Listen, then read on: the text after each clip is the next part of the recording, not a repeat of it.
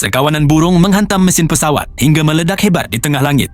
Ledakan itu menghancurkan badan pesawat. Kabin seketika kehilangan tekanan dan masker oksigen terjatuh di tengah jeritan penumpang yang menjemput maut. Beberapa penumpang terlempar hingga keluar dari kabin pesawat. Pesawat menukik tajam jatuh ke laut dan tenggelam ke dasar samudra. Badan pesawat tersangkut di tebing palung lautan dan hampir jatuh ke dasar laut yang lebih dalam. Tragedi mematikan itu hanya menyisakan Ava, pacarnya bernama Jet, Kyle, kru pesawat, Danilo, Brandon sang bodyguard Eva, serta Rosa dan neneknya yang bertahan di kantong udara kabin. Di tengah kepungan air laut yang mulai masuk dan mengancam nyawa, mereka menyadari kenyataan pahit kalau mereka terjebak di area airlock dan bantuan tak mungkin datang dalam waktu dekat.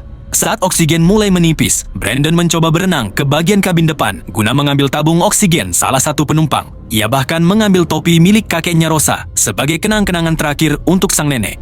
Namun tiba-tiba seekor hiu muncul dan menyerangnya. Brandon tewas seketika dan hal itu membuat para penumpang lainnya menjadi semakin panik.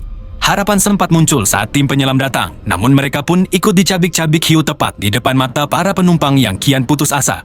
Di tengah kepanikan Jet, pacar Ava nekat mengambil banyak pelampung, namun ia terjatuh ke air.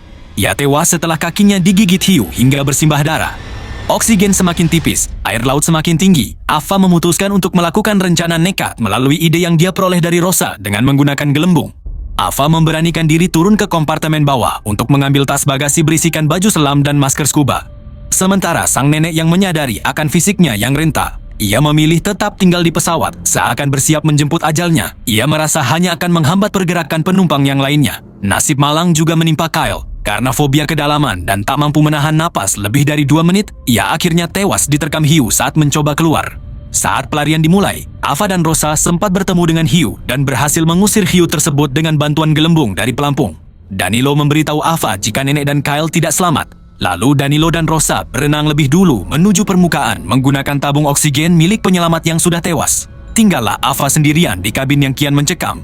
Saat Ava berusaha menyusul, ia justru berhadapan langsung dengan hiu raksasa di lorong pesawat yang sempit dan gelap. Meski Ava berhasil menghindar dan berenang sekuat tenaga ke arah cahaya, ia mulai kehilangan kesadaran karena kehabisan napas sebelum mencapai permukaan.